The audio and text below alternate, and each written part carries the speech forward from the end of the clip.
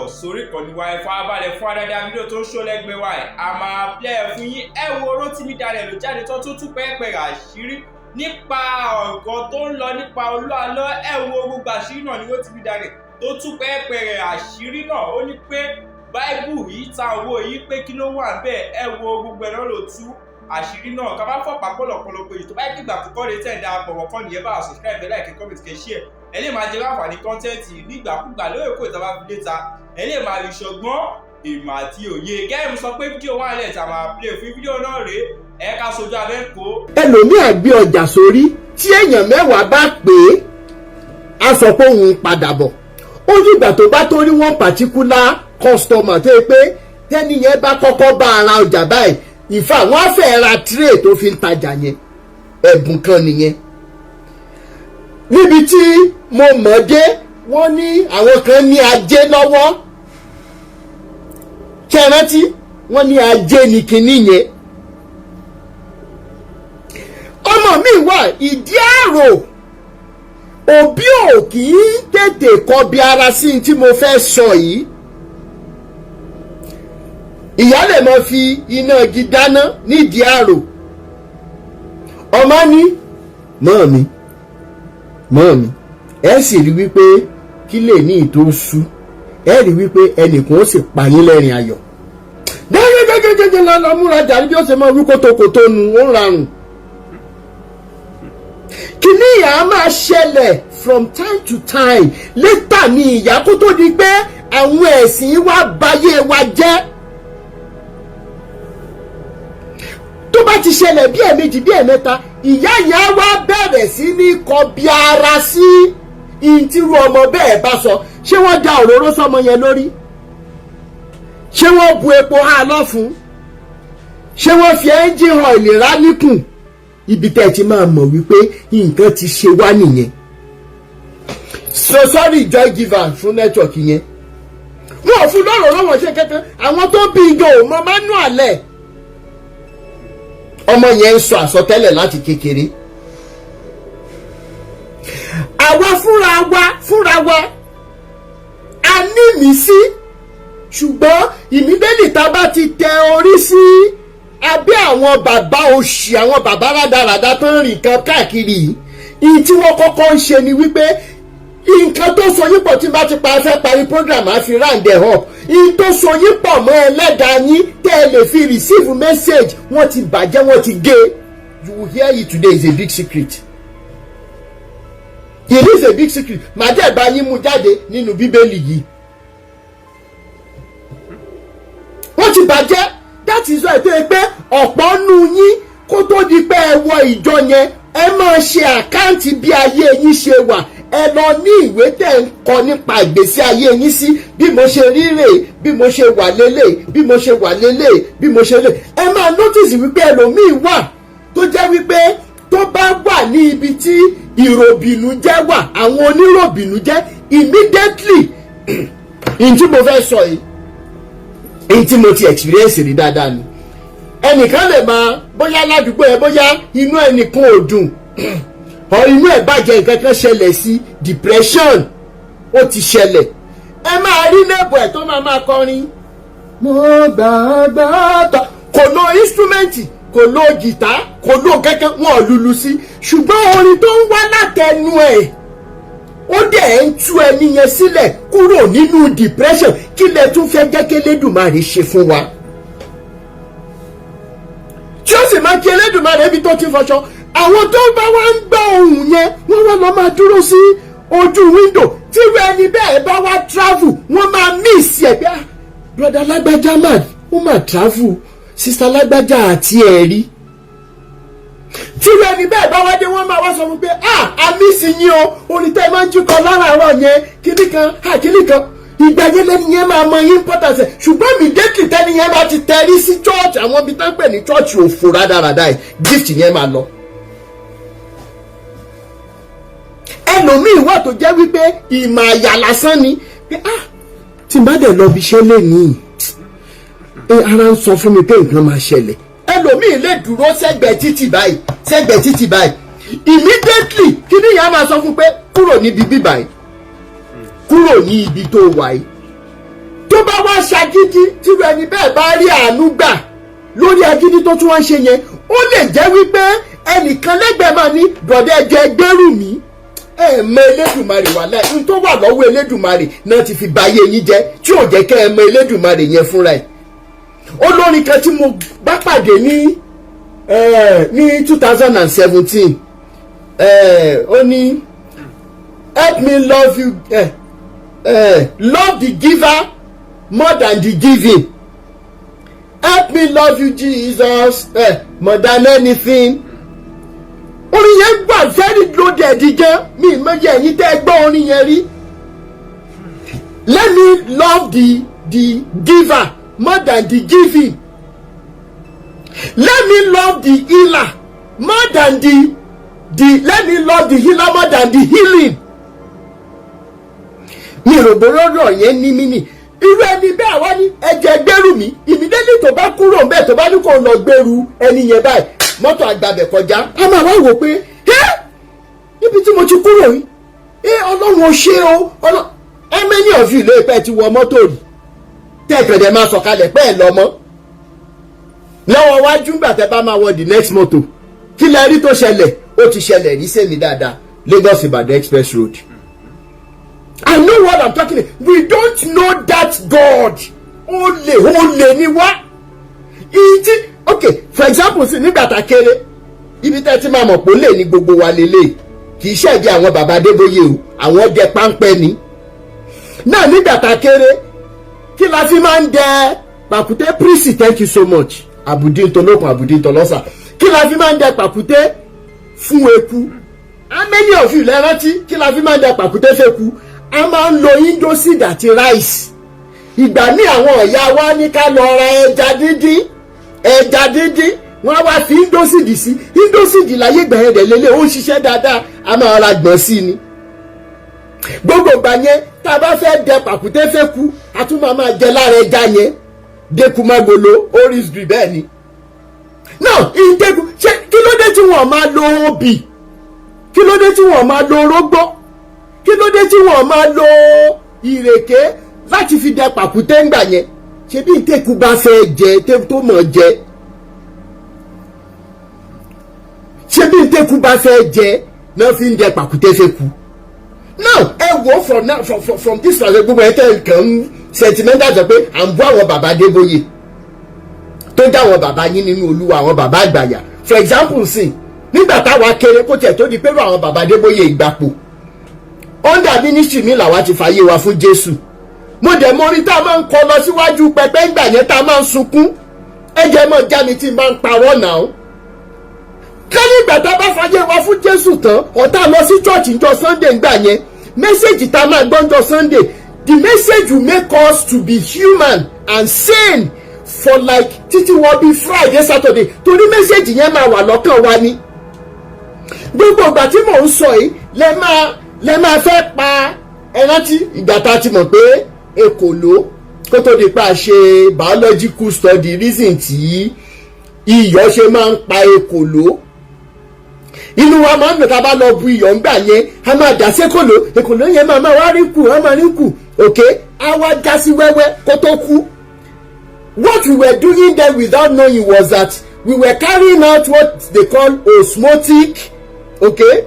osmotic pressure, because hydrostatic skeleton ni èkòló ní ìtorí ẹ̀ lẹ ṣe máa rí tó máa ṣe báyìí. So when you apply salt on the surface of that skin, it is going to be drawing water molecules out of the earthworm. Bọ́ńgbà tá a fàyè wa fún Jésù gbà yẹn torí àwọn mẹ́sẹ̀gì tá a gbọ́. We could not do it again. We could not even hurt our friends on the soccer field again. Ẹ jẹ́ ẹja mi ẹ̀yin àgbàlagbà tẹ́ jù mí lọ tẹ́ wà nílé tí mo ń sọ ẹja mi tí ń bá parọ́. Ẹ rántí eré wèrè kan tá a máa ń ṣe ní class tọ́rọ̀ ẹ̀yin máa dìde ẹ máa wá mú pẹ́ńsù ẹ máa wá gbé síbẹ̀ ẹnìyàn á wá jókòó lé lórí á máa wá rẹ́rìn òṣì á máa rẹ́rìn rádaràda. Ṣùgbọ́n gbàtà fàyè wa fún Jésù we knew it was wicked. How many of you remember the days of SU? tí ẹ̀sùn kan bá wà nínú kíláàsì yín gbà yẹn wọn ò bí tíjà kankan dá kó help yín nínú examination o. Bẹ́ẹ̀ dẹ̀ ló ṣe rí ní gbogbo àwọn offices. Ẹ lè kówó jẹ níbi tí ẹ̀sùn bá wà. Ìbàdàn ló pọ̀ sí jù. Bẹ́ẹ̀ni, and finally it is the reason why the lives of Baba Bili Akanni, Brother Bili Akanni, wọn ti ẹ̀ pé ra wọn pastor yìí, Brother Bili Akanni, because tá a bá ń ta ká máa tọ́. Brother Bili Akanni is still the only person tí mo sì gbọ́rọ̀ wọn years back nígbà tẹ́mi náà believe Kini. In fact, his messages are still well grounded and very sound.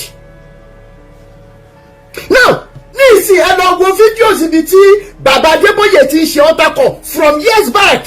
Kẹ́ wá wò bóyá ẹ̀bi bàbá Adébóyè ni àbí ẹ̀bi èmi àti yín. Bàbá máa ní we want to give our life to Christ. We want to give your life to Christ. Come forward at the count of 10. 1. Ẹ mọ̀ bí bàbá yẹn ṣe máa ń ṣe. Wọ́n ti fi useless fake humility. Irú eléyìí tí Táíwò Òjó náà ṣe lọ wo fídíò Táíwò Òjó lẹ́nu dán mẹ́ta ẹ̀ ṣe rí pẹ́kùn ẹ̀ ti yọ gan. A máa wá ṣe fake, a máa lóhun tẹríba fún yín, ó ń tẹríba fún yín ṣùgbọ́n eku ni ó ń gé yín jẹ lẹ́sẹ̀ láti bà ti yín jẹ́ dìmọ́ ni. Ó mọ ohun tó ń ṣe. A máa wá ṣe báyìí lẹ́ẹ̀mẹ́sàn-án lẹ́ẹ̀mẹ́ a máa ṣe bí ẹni tó humble ìwọ humble ẹ̀yin olóṣó lórí burúkú tẹ́ẹ̀mọ̀ kúkú ọ̀wọ̀wọ̀ yìí. Bàbá Adébóyè wá ní 1, 2, 3. My father says there is somebody here. You have not been able to socket for the past 3 years. My father says you should check your manhood. It is now rising up. Wèrè tó ṣe bọ́mọ lọ́mọ sunsun nínú mọ́tò nínú páàkì yẹn nínú kámpù yẹn olórí burúkú pastor lára àwọn tó ṣe bọ́ obìnrin olóbìnrin sùn tán nínú àwọn yàrá tán kọ́ síbẹ̀ òun náà máa ṣe amen. Olórí burúkú tó ṣe ráǹdì méjì tán òun náà tún ṣe amen sádọ ṣe àti páyé wa ti bàjẹ́ àgàn tètè mọ́ ni. My father says let somebody shout hallelujah. Ọdún pariwo hallelujah. My father says there is somebody here. You have not been able to fart for the past 3 years. As a matter of fact, the last hospital you went to, they said they have lost hope on your case. But as the Lord liveth, my father says you should open your yansh now, fart will come out. 1 to 10 ní bàbá ṣì fẹ́ ká o. Àwọn èèyàn tó pariwo báwo la ṣe fẹ́ mẹni tí ò tó kó ẹ̀ ò lé for the past 3 years? Báwo la ṣe fẹ́ mẹni tí kò lè so for the past 1 year? Ó kù ní ó kọ náà. Finally 5, 6 tí bàbá bá ti wá dórí 7 story àwa bẹ̀rẹ̀. This Jesus I am asking you to come and give your life to. If he could take somebody like me, a small boy from Ifewara, and he has made me to be somebody who can knock on any door today. The same Jesus who is enabling Redeemed Church of God to be in 190 nations of the world. Ṣé rí wípé wọ́n ń build yín sílẹ̀ wọ́n ń dẹ pàkúté fún yín ni. Bóyá èèyàn bíi 10% ló ń bọ̀ tẹ́lẹ̀ nígbà tí wọ́n bá ti gbọ́ pé àwọn open door à ń kúrò nífẹ̀ẹ́ wàrà dẹni àgbáyé. Kí ni the rest of the people máa ṣe? Wọ́n wá bẹ̀rẹ̀ sí ní tú síta. Wọ́n wá bẹ̀rẹ̀ sí ní jáde á di 7, 8, 9. Bàbá máa ka 10. Wọ́n á máa sọ fáwọn ọ̀ṣà, please arrange them very well, let them come to the front. I want to pray for them. My Father and my God, these people ṣe kìíní in Jesus name we have. Ìwọ tó wá jáde torí ọ̀rọ̀ ayé wà wá padà lọ jókòó sáyé ẹ̀ wà wá máa wá lọlé pẹ̀lú hopelessness. Ó ń ṣiṣẹ́ ọ̀kadà, ó páàkì ọ̀kadà, ó lọ ṣiṣẹ́ ọ̀kadà, ó ń lọ program ká bó ṣe ń lọ sí Ìbàdàn padà yẹn ọ̀dọ̀ Ọdẹ́kúnlé Epafras ló tún lọ ó wá láyé ń ṣe ẹ́, ayé ò ní padà lẹ́yìn ẹ̀. Ìwọ tó ló ní sí shop, ẹni tó wà láàrú relative ẹ̀ tó wà láàbroad ó ti fún ẹ lówó kó fi sí shop, olórí burúkú ẹ̀ ò jókòó sí shop rí, gbogbo nǹkan tó lè perishable nínú shop ẹ ti perishable, ó wá láyé ń ṣe ẹ́. So in other words, it is what we like, it is what we are desiring. Nígbà táwọn afáyé wa fún Jésù, afáyé wa fún Jésù pé afẹ́jẹ́ káyé wa nítumọ̀ ni, not because of ọrọ̀ ayé, don't get it twisted guys. Ìtorí ẹ̀ ni mo sì ṣe ń sọ ìpè bàbá Akíndayọ̀mí Jòsáyà yóò mọ béèrè lọ́wọ́ bàbá Débóyè, yóò mọ béèrè lọ́wọ́ àwọn ọmọ wọn àtàwọn ọmọ ọmọ. Ìpè bàbá Mọ́sí Orímọládé yóò mọ béèrè lọ́wọ́ gbogbo ẹ̀yin ti CNS.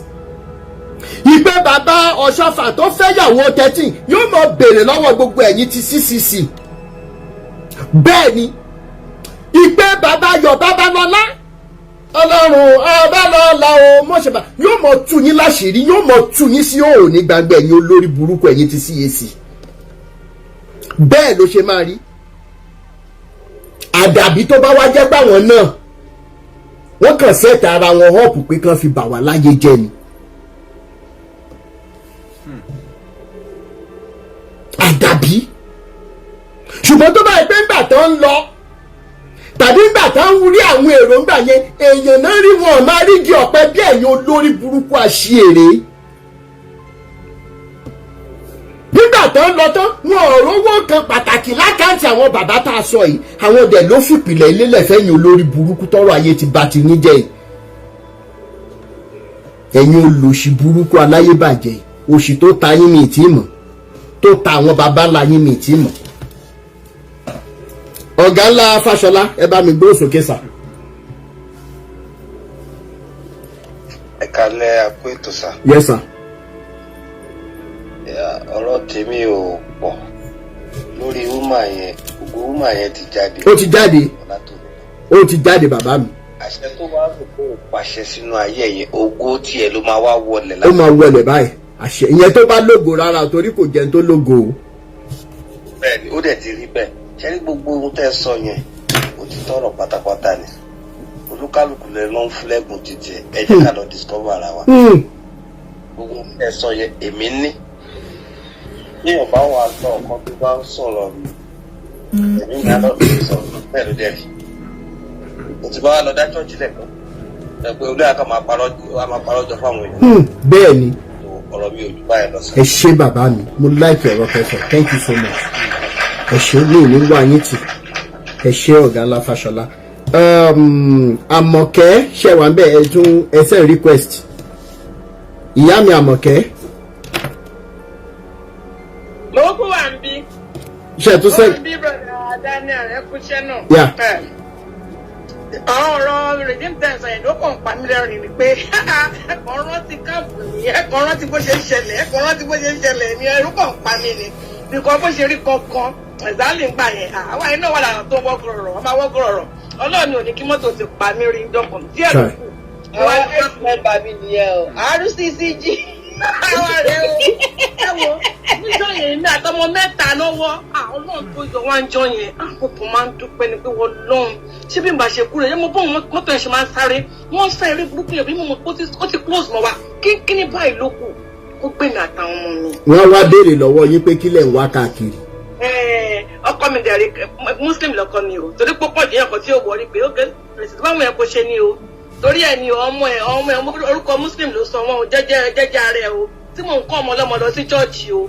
Ká máa dúpẹ́. Lady kan ọ̀rẹ́ ọmọ mi ni. Ọmọ yẹn wà ní UK sí. Ó ń bọ̀ láti camp náà ni níjọ́ náà. Ó wà tọ́pẹ́. Lady yẹn ti di mi mọ bí ṣe máa sọ pé ojú ẹ̀rín ń sìn. Accident yẹn fatal gan débi pé surgery ló lọ ṣe. Sorry, surgery lọmọ yẹn lọ ṣe náà nínú kó àwọn parents ẹ̀ lówó díẹ̀. Wọ́n fly ẹ̀ lọ sí UK ni. Ó lọ ṣe surgery ẹ̀ lè ta mọ̀mọ́ pé òun ni. Wọ́n bọ̀ láti camp. Mo wá máa ń rò gbà yẹn. Ẹ̀yin ò tí bẹ̀rẹ̀ gbòkè ní ìgbà yẹn nǹkan tí mo sọ yìí. Mo wá rò lọ́kàn mi pé ṣèbílẹ̀ ọlọ́run ọmọ tí ń bọ̀ ṣú yẹ kí ló lè ṣẹlẹ̀ yẹ kí ló nǹkan báyìí ṣẹlẹ̀ sọmọ yìí náà wọ́n kúrò lé lálẹ́ ọlọ́run lọ sí church wọ́n fẹ́ lọ ṣe fídíò wọ́n jẹ́ ń padà bọ̀ ẹ̀wọ̀n kó tó mọ̀ náà mọ̀ gbé padà ọmọ ìwẹ̀ lè dá mọ̀ kò jọ mọ́ rárá wọ́n lè dín ní pé lè lọ sí church ẹ̀jọ̀ tó yọ ọlọ́run iná fèsì náà fi tá a ṣe tá a wá ìwà bá kú àtàwọn wà kiri ó ti tó honestly ó tó gẹ́ àwọn wà kú wa gan.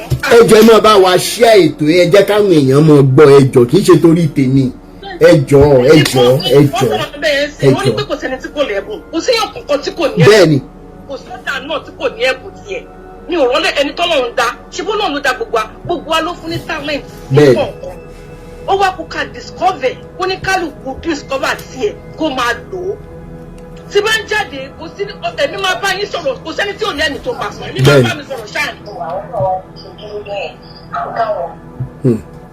ẹ ṣé ìyá mi ẹ̀mí máa thank bá you mi so sọ̀rọ̀ much. ṣáà ní gbogbo ìgbà kò sẹ́ni tọ́lọ́run kì í bá sọ̀rọ̀ kò sẹ́ni tọ́lọ́run ẹ̀mí ò kì í bá sọ̀rọ̀ ẹ̀jọ̀ ẹ máa listen sí inner mind yín ó máa bá yín sọ̀rọ̀ yẹn tẹ́ bá wọ ìkọ́ náà tẹ́ bá lọ sọ́dọ̀ tí wòlíì bá ń jíṣẹ́ fún yín kò sẹ́ni tí ò ti rìnrìn bẹ́ẹ̀ náà rí tí wòlíì bá ń jíṣẹ́ fún yín tí ó bá ń parọ́ ẹ̀ máa mọ̀ àwọn ìlú mímọ́ ẹ̀ máa yìn náà ni kọ́ tẹ́ fẹ́ gbọ́ lẹ fẹ́ gbọ́ tó bá ń parọ́ fún yín ẹ máa mọ̀ kúrọ́ náà ń pa fún yín bó tó pẹ́ fẹ́ gbọ́rọ̀ òun lè ṣe máa ń listen sí wọn mo tún dá ayé fún ẹ lẹ́nu bẹ́ẹ̀ ẹ fẹ́ gbọ́rọ̀ ni iná máa ìdí máa ti sọ fún yín pé irọ́ ni kìíní bó tẹ́ fẹ́ gbọ́rọ̀ ẹ fẹ́ listen ẹ fẹ́ kọ́ jíṣẹ́ fún yín. ẹ ṣé ìyá mi thank you so much mo really appreciate it thank you so much. Best life oya bá ń gbóhùn sókè. Ìtúsílẹ̀ dé fàájà òtítọ́ dé bẹ́ẹ̀ ni. a máa fàájà ni o tó dé irú ikú tádùkẹ́ gòdì kú yẹn kò bá má kú ká ló irú situation báyìí ti wáyé. bẹ́ẹ̀ ni. tó ẹ pé irú fàájà bí báyìí ti wà ń gbà àti òní kúkú yà kúkú rẹ̀. bẹ́ẹ̀ ni. àdínlẹ́ mo mọ̀ pàǹtí yẹn ò lè kúkú tán kú yẹn ó dùn mí gan wọ́n kàn waste life àǹtí yẹn dànù bí tó ti ń tẹ̀lé àwọn wòlíì rọ̀ yẹn kì àwọn wòlíì olórí kú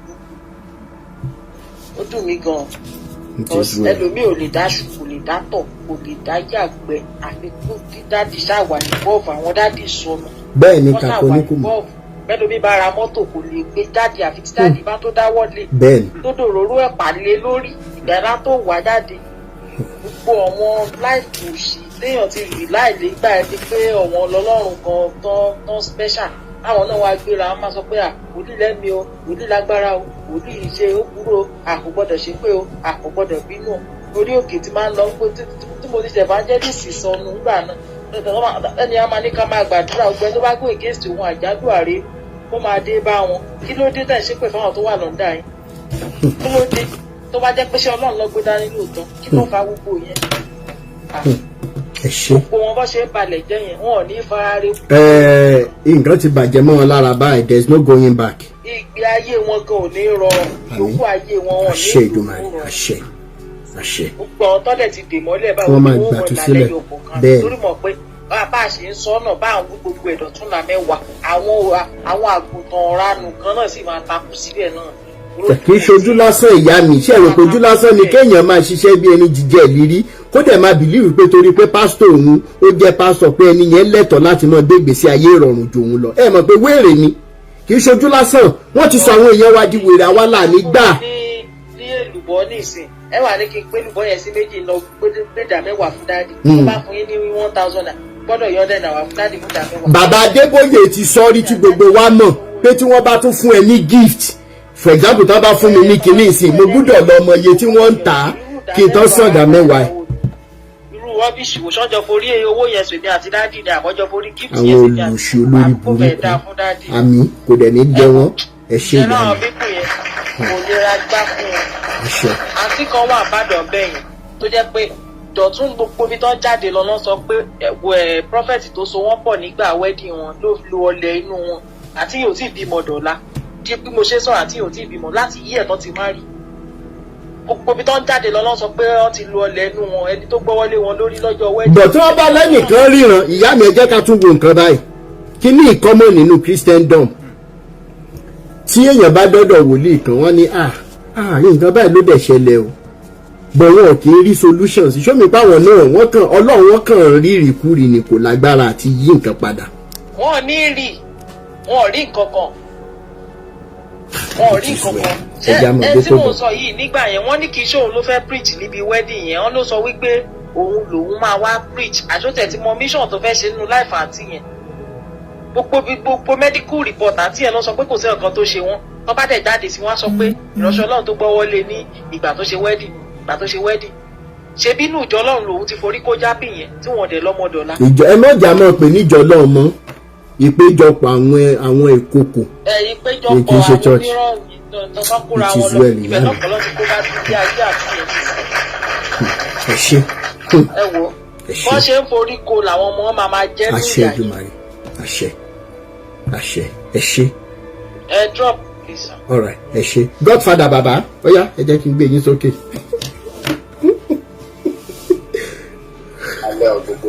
ẹ kàlẹ́. mo fẹ́ máa fakọ̀ sínsìn mo fẹ́ fakọ̀ sí lọ́dún orí tí wàá jẹ́ pé mo ṣe fẹ́ máa fakọ̀ sínsìn ni pé kò sí nǹkan tá a ti sọ in the last 3 months tí ò tí ì ṣẹlẹ̀. ìgbà tí a ṣe òní tó bẹ̀rù orí burúkú ẹ̀ a sọ fún un privately mo dẹ̀ fún yín mo rántí dáadáa ọ̀gbẹ́ni ó máa ṣẹ̀ sí olóró òǹkó ẹ̀sìn olóró òǹkó ló máa ṣe ṣé wá rí àṣírí ayé máa sọ ní èyí fáwọn èèyàn kan lè mọ̀ ìjọ tí bàbá àti ìyá tó bá ti bára wọn sùn tí kò sẹ́dá àlàyé tó mọ̀gbà tó máa di ọmọ tó ti wà nínú ìyá Olódùmarè ti mọ irú ọmọ tó máa jẹ́ tó bá jẹ́ special being látòdì ọ̀run ṣé wá láwọn ọ̀yá tẹ bá yí wà ń dé tẹ bá mọ̀ kó bá ìṣẹ̀lẹ̀ sí ọmọ yìí yẹn ẹ lọ wò ó kẹ wo orú ìṣẹ̀dá ẹ̀ tó jẹ́ the chosen ones are many all over the world. Ọlọ́run òkàndé wa kò dá everybody kò kọ́ dán bí àwọn dumb ass idiots tó ń lọ sí church. Ṣé mo pé ẹ sọ̀rọ̀ nípa indoseed ṣé mo pé at one point indoseed yìí ò pa àwọn eku mọ́ o. Bẹ́ẹ̀ni. Ẹ bá rántí. Bẹ́ẹ̀ni. Òun náà láti wá àyíkẹ́ padà mọ́nà àwọn pásítọ̀ gbogbo indoseed tẹ̀lé fáwọn èèyàn jẹ́. Kò ṣiṣẹ́ mọ́. Indoseed ti cast. Ẹ̀yin pastors ń sí how market.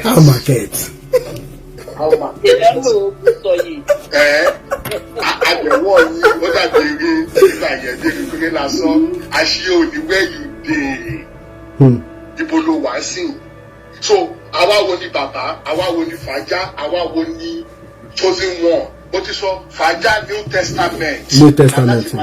We are the New Testament. Bẹ́ẹ̀ni. Àwa ní ẹjọ́ kí ni New Testament ní Yorùbá. Májẹ̀mú tuntun. Àwa ní májẹ̀mú tuntun. Fàájà nation májẹ̀mú tuntun. Àwa là ń lọ́jọ́ afọ́jú.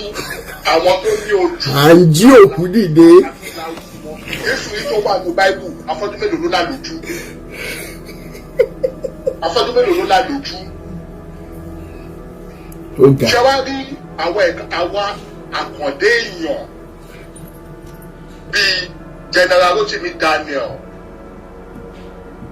Mo Samuel, Bishop, Godfather àtàwọn bẹ́ẹ̀ lọ́ta wà ní inakakos Ọlọ́run ló ṣa gbogbo wa ní tàbí ṣẹ̀kọ́ tá à ń ṣe yìí o ẹni bá dán wò sẹ́ẹ̀ wòlíì tó bá tó ń kò jẹ́ pásítọ̀ kò ń kò jẹ́ babaláwo kò ń kò jẹ́ tó bá ṣe otherwise ẹ máa kú tọmọtọmọ tẹbítẹbí taratara to the next 10th generation. We are not joking. We are not fooling around at all. Bẹ́ẹ̀ni. Gbogbo ọ̀tá sọ ló ń wá sí ìmúṣẹ ẹ wo Lagos boy má balẹ̀ mọ́ o má padà sí Nàìjíríà àti tó bá jẹ́ pé mo ṣáájú mi dé gbóyìnbó nìkan náà ní oníṣẹ̀lẹ̀ màá bẹ́ẹ̀ fà á. wèrè tán wá àṣírí ẹ̀ máa tú lórí péèjì bọ́mọ̀ pé Bishop Andrew máa ṣiṣẹ́ ẹ̀ dáadáa níjọ́ kí lorúkọ ẹ̀ gbogbo àṣírí ẹ̀ tó tú wọ́n máa tú síta níjọ́ Saturday wọ́n fi yẹ. Bàbá ti ní kéèsì kankan tá a lè ṣe lórí ẹ̀ tó lè fi ṣẹ̀wọ̀n single-handedly èmi ni mo fẹ́ san owó lóbi legal fee anything fee èmi single-handedly ni màá san. Ẹ jẹ́ káwọn victims ẹ̀ jáde bẹ́ẹ̀. Tó bá ti jáde báyìí tó bá wà lọ sẹ́wọ̀n ọ̀dọ́ àtòrí àṣẹ òní lọ sí Nàìjíríà máa lọ wọ̀n prison olórí burúkú ni gbogbo wọn jà máa gbà.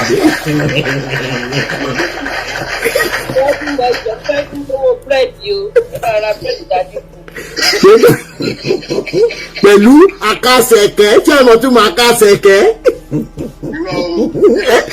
máa kásẹ̀kẹ́ akélépo.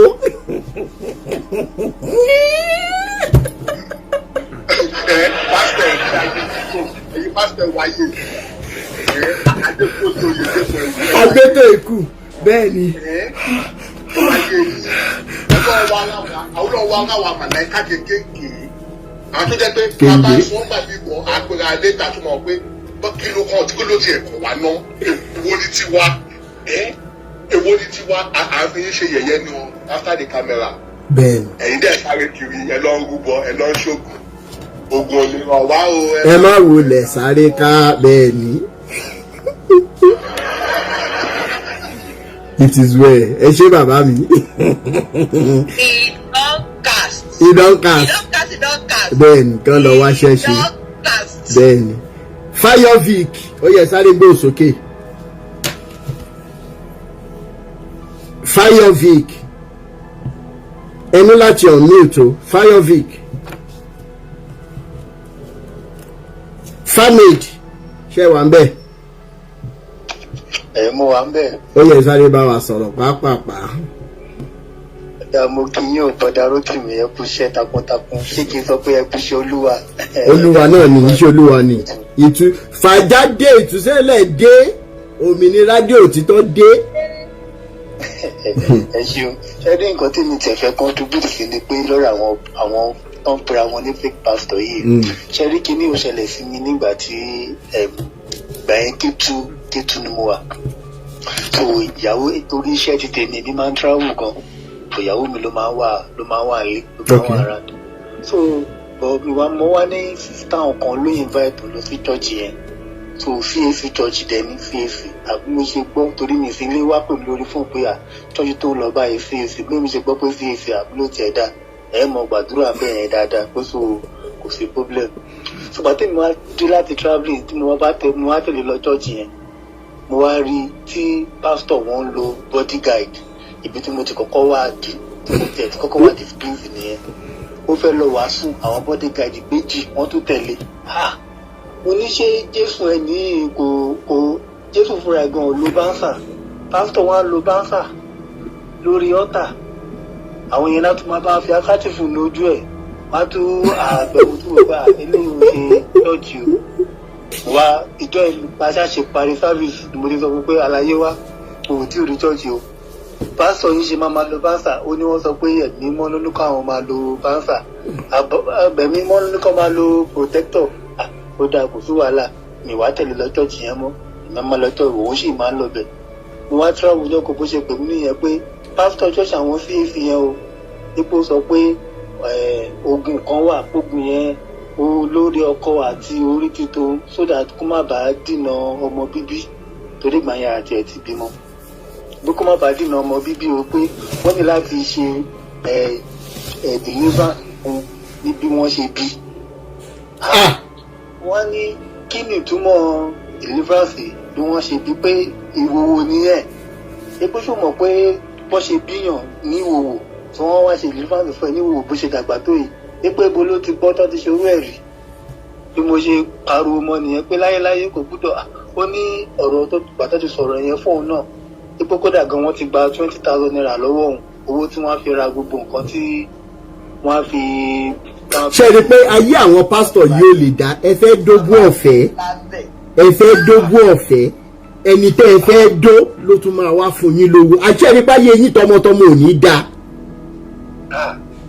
ọ̀rọ̀ yẹn orí mi gbóná tí ẹ pé mo ní láti pa àwọn fámìlì mi pé ẹ̀jẹ̀ ẹgbà mi o wọn náà fẹ́ ṣe deliverance fúnyàwó mi ní bí wọ́n ṣe bí ní ìwásáyé ẹ̀ ní pé wọ́n lè tuntun gba 20,000 lọ́wọ́ ẹ̀ ní pé ṣé wọ́n máa ń ṣe deliverance fúnyàn lẹ́gbọ́n mi ṣe pariwo nìyẹn ìyẹn ló tẹ̀ wá fún mi múra bá a ṣe lọ já báwọn oníṣọ́ọ̀ṣì yẹn nìyẹn agbówó wa padà o. good. agbówó wa padà lọ́wọ́ ẹ̀ agbá padà àtijọ́ náà bá ìyàwó mi ò ti dé bẹ̀rù àtijọ́ yẹn ìgbà tó ń sọ̀rọ̀ ogun kódà àlò tó ṣe mẹ́fà tí ìyàwó mi fi lóyún mo ní ṣe orí báyìí ká ló sọ̀rọ̀ síta wọn á bá ẹ fún o tẹ̀lé délé sọ. láyé. òní dé so ẹ wá mọ àwọn obìnrin tó ti ṣe irú ẹ̀ fún tí wọn tán nílé ìfọ̀fọ́kọ wọn all the name of pastor all the name of wọn ń gbàdúrà sọ náà. àmúmọ́ra ṣọ́ọ̀tì mi fẹ́. ẹ ṣé bàbá mi. ìtúsílẹ̀ ti dé, òmìnira ti dé, fàájà ìtúsílẹ̀ dé, fàájà òmìnira dé, òtítọ́ dé. general ẹjọ fẹ́ bí solution kan ó dàbí pé a máa invest lórí machine DNA machine ní Nàìjíríà tó máa gba gbogbo fingerprint àwọn pastors àti DNA wọn. ọmọ mélòó. lọ́dí pé nípa pẹ̀kọ́ ló ní automatically ó máa flash green light ní any of the pastors tí DNA ẹ̀ bá wà bẹ́ẹ̀. You people will be shocked. Pastor máa ní ọmọ tó ń bẹ̀. a kì í o síbẹ̀ ìgbọ́rọ̀ fẹ́ dàrú o.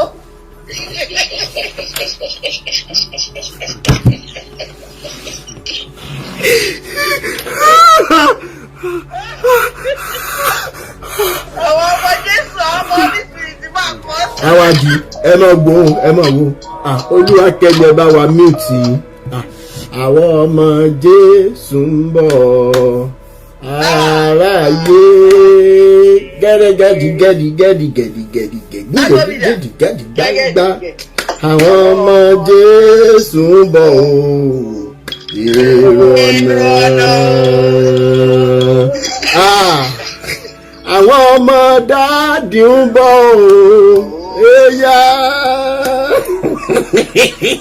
ẹni fọmọ kó nawọ́ sókè ire owó ire ọmọ egbe ẹni fẹ́rẹ̀ kó nawọ́ sókè ire ọmọ àfìgbà tí Godfather fẹ́ bayé jẹ́.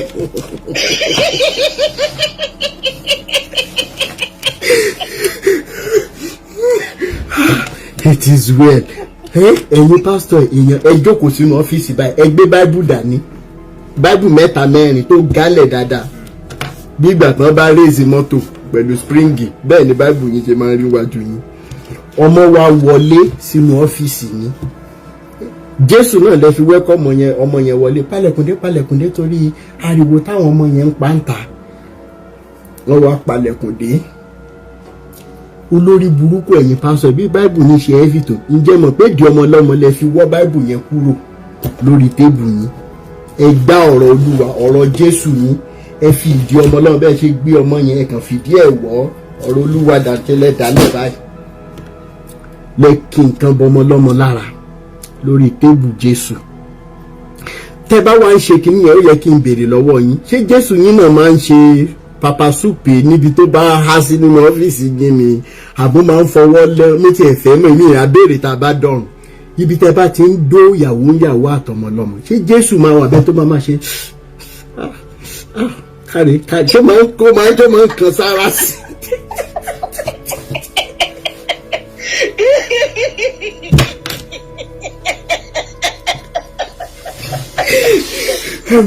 ọ̀rọ̀ mi kàn máa ń fọ́ nìyí torí bí Jésù light up wọ́n ní pé ibi gbogbo ló wà àbí he is everywhere if Jesus is everywhere ẹja béèrè if Jesus is everywhere nínú ọ́fíìsì tí pásítọ̀ ti pe ẹ̀mí Jésù sọ̀kalẹ̀ ó wá ń bá ọmọ ọlọ́mọ sùn bá yàwó yà bí Jésù ṣe wà ń bẹ̀ yẹn kí ni Jésù ń ṣe lọ́wọ́. àwọn burúkú tó ń tẹ̀rí. dára mọ́ láìmọ́lẹ̀ bóyá wà wá bá wa ánsà ẹ̀yin ọmọ pásítọ̀ ó yá ọ̀mùtù kọ́mrẹ́dì Olúbùnmi dára mọ́ láìmọ́lẹ̀ ayúdẹ à ń gbọ́jà ní ìyá mi. Ibo lẹ ti lọ́mọ pásítọ̀. ẹ káalẹ́ ẹ káàbọ̀. Yes ma'am, ṣe fi ṣọmọ pásítọ̀. ṣé ẹ̀yin lè sáré bá wa dá ẹ lè sáré dá wa lóhùn tí Jésù máa ń ṣe táwọn ìránṣẹ́ àtàwọn ọmọ ẹ̀ bá tán bá ń. Yes, ó dàbí ìgbà tó pé lásìkò yẹn gan tí ọmọ yẹn bá ní dádì Jésù yẹn ìpá àwọn pásítọ̀ àyàbáyé Jésù fẹ́ bàjẹ́ ni olórí bu yóò wà bọ́ta ẹ mọ̀ wá bu àwọn kókó pọ́npá lóde Jésù.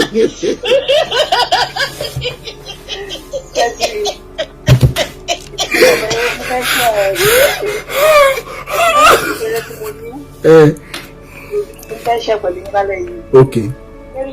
Èmi ò ní experience pẹ̀lú pásítọ̀ ọkùnrin o.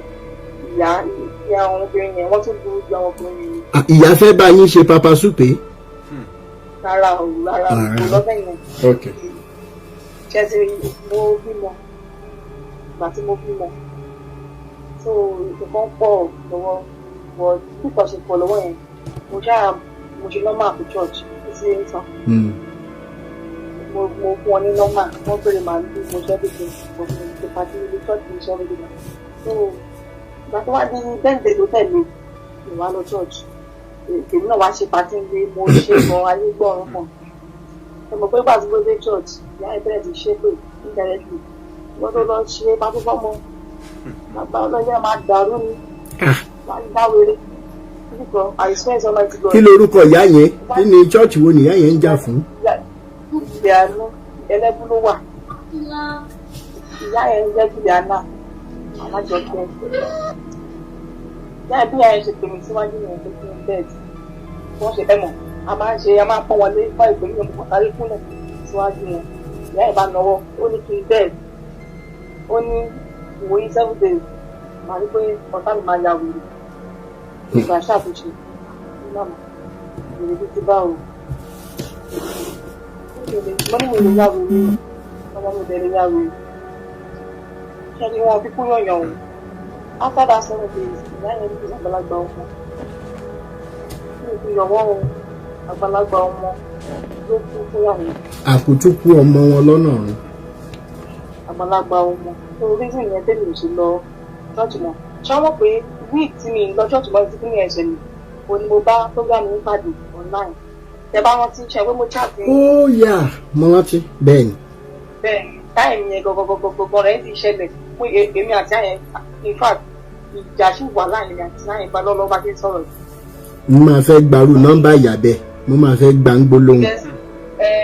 Up to yesterday gan mo ìlú sí voice tó tọ́jú tó bá ti ń pè orúkọ mi lọ́ máa ń dáná máa ti pè fún àìsí. Wà á send the number sí mi. Kò sí wàhálà. Mi ò ṣe kọ́ tí etí òfin gbọ́ ní sọ mi ò ṣe kọ́ tó dúró ní sọ ẹ tó bá ṣe kò lè fi. Bẹ́ẹ̀ni. So ọkọ̀ tèmi bá bẹ̀rẹ̀ fẹ́.